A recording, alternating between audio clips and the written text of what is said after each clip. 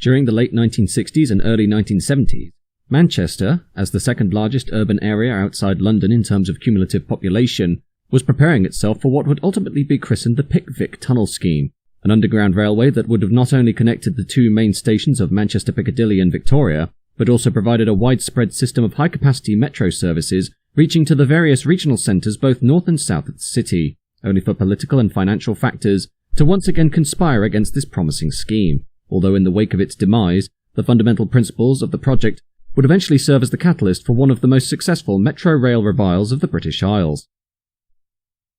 Ever since the railways first reached Manchester in the 19th century, starting with the world's first intercity main line between Liverpool Crown Street and Manchester Liverpool Road in September 1830, a notable divide between the various terminal stations proved to be a significant handicap for the integrated operations of rail services throughout the decades, most prominently with the city's two main terminal stations of Manchester Victoria to the north of the city centre, opened in 1844 by the Manchester and Leeds Railway, and Manchester Store Street to the south, opened in 1842 by the Manchester and Birmingham Railway, and was later renamed to London Road in 1847 and finally Piccadilly in 1960. The original establishment of these stations being done on a competitive basis between two rival railways that never envisaged their systems being integrated in later years.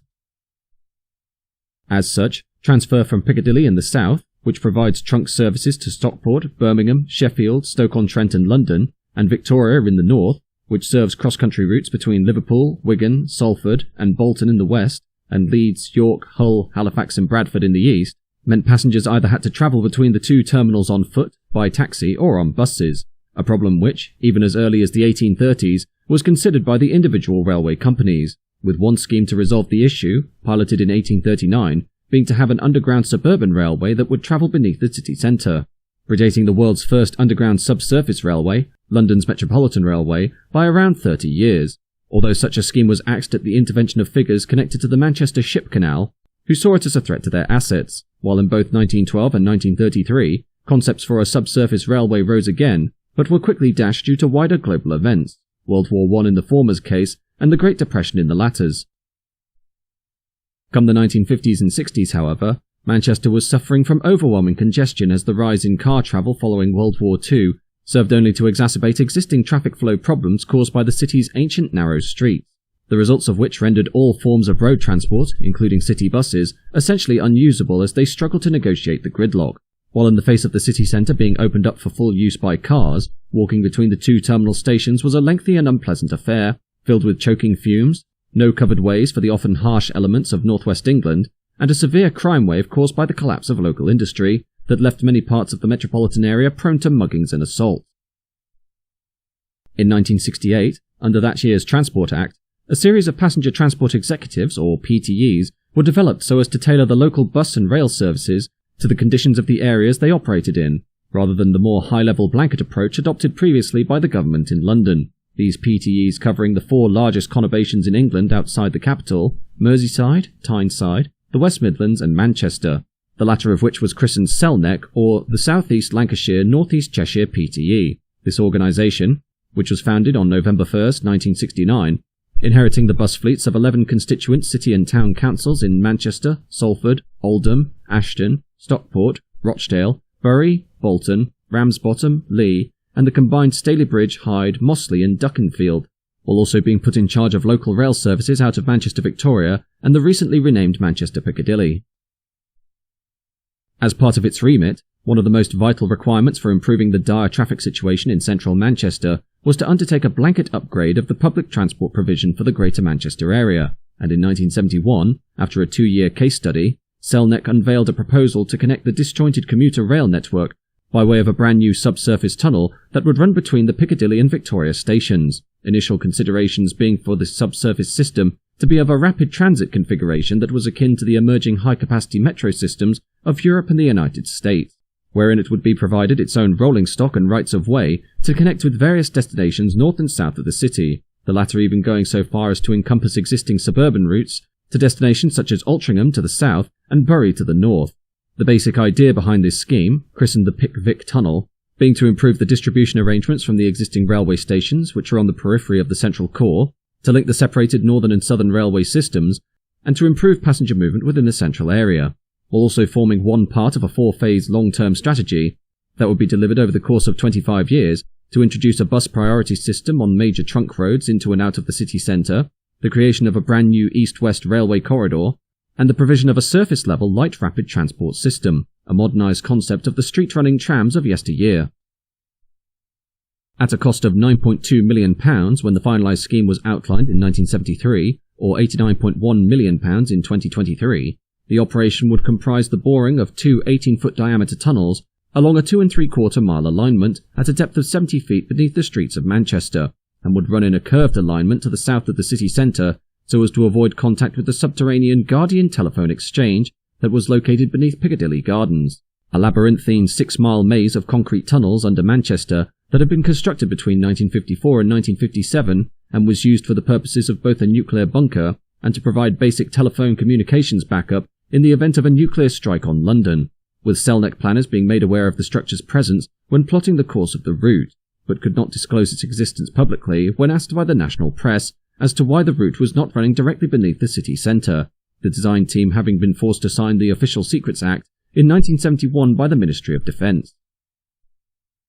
With its routing to the south and west of the city centre, 3 intermediate stations would be provided to serve the metropolitan area: Princess Street or Whitworth, which would have been built to serve a proposed major development in the Ardwick area of the city, as well as the campus of the City College Manchester and Manchester Metropolitan University;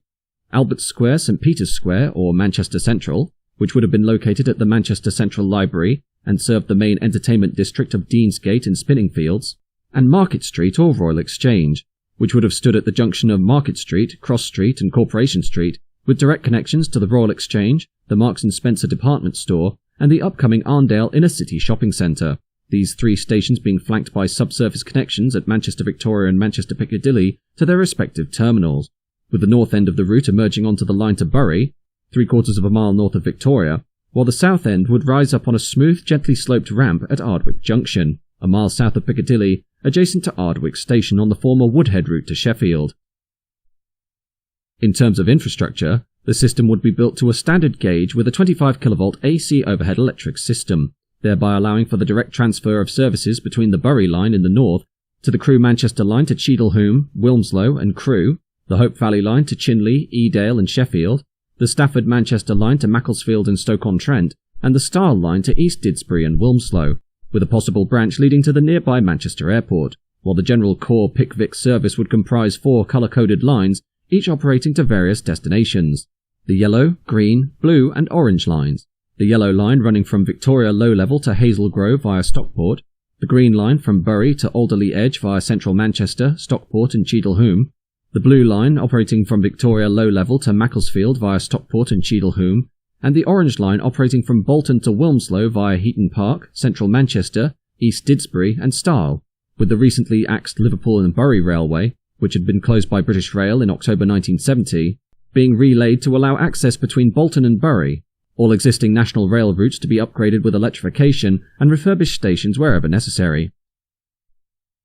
For traction, while a dedicated metro-style train was originally considered, with early concept drawings and promotional materials displaying a train reminiscent of the London Underground 1967 stock, by the time of the 1975 outline plan, SELNEC, which was renamed to the Greater Manchester Passenger Transport Executive or GMPTE the following year, had chosen to use the British Rail Engineering Limited 1972 EMU design, which was broadly known as the PEP or Prototype Electro-Pneumatic Brake family of multiple units, originally starting with 3 prototype sets, the Class 445-4 PEP and Class 446-2 PEP, which were tested extensively on the southern region out of London Waterloo between 1973 and 1980, their functional underpinnings giving rise to the derivative Class 313 of the London Commuter Belt, the Class 314 of the Strathclyde Partnership for Transport or SPT, the Class 315 for suburban services out of London Liverpool Street, and the Class 507 and 508 of the Merseyrail network in Liverpool, the designation for sets allocated to the Pic-Vic service being Class 316, and would have been fitted with the latest automatic warning system or AWS in combination with 3-aspect colour lights, so as to allow for a headway of 2.5 minutes between services.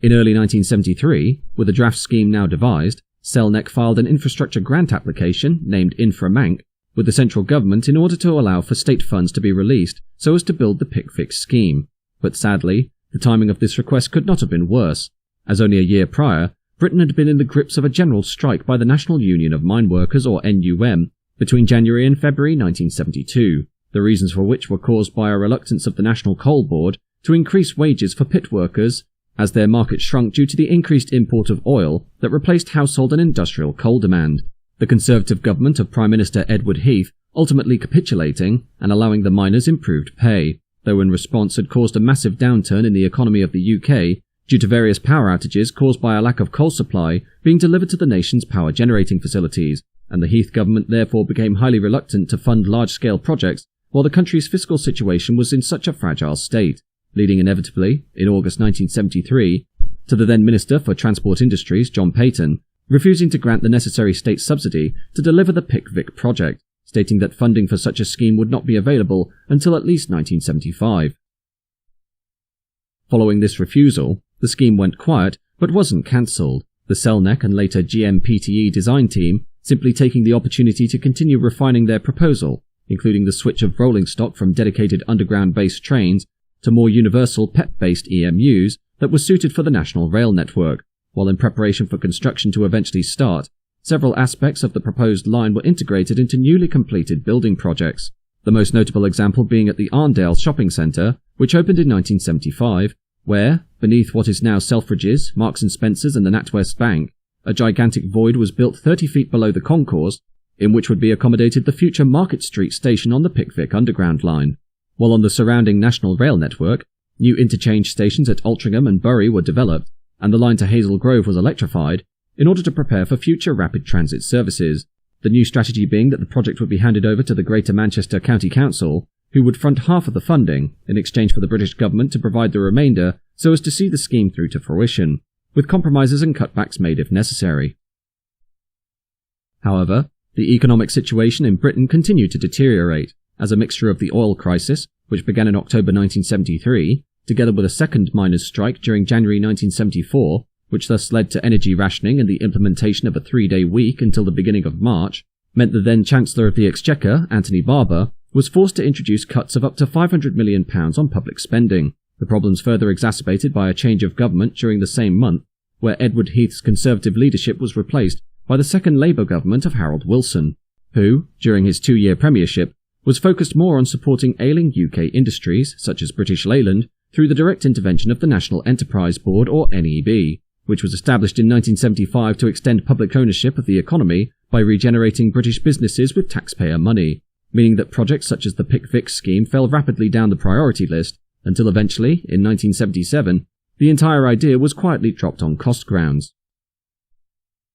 With this, the logistical problems of having separate operations into and out of Manchester, Victoria and Piccadilly pervaded throughout the 1980s and into the 1990s, with various schemes coming and going that never went beyond the drawing board due to a lack of political will and necessary state funding, although fundamentally, the concept of providing Manchester with its own rapid transit system remained firmly on the cards, though it wouldn't be until 1982 that Metrolink, the light rail system as proposed under SELNEC's original 4-phase scheme, would come to the formal planning stage, and after various revisions to the proposal between 1984 and 1987, funding was finally granted, and the first line, which would absorb into its route the former British Rail commuter lines to Bury and Altrincham, bridged by a street-running section through the city centre, opened on April 6, 1992, followed over the course of the subsequent 3 decades by another 7 lines that crossed the Manchester area, and served nearly every major district in the conurbation, the cumulative track length of the system now reaching 64 miles and carrying over 26 million passengers per year.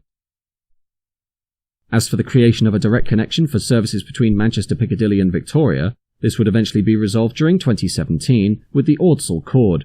a project originally conceived in 1979 in the wake of the Pic-Vic line's cancellation, and provided a new stretch of elevated railway that ran 400 metres from the Manchester to Liverpool line, west of Deansgate Station, to the existing west-facing chord between the Manchester and Liverpool line, and the line from Manchester Victoria to Salford Crescent, the scheme coming to a cost of £85 million,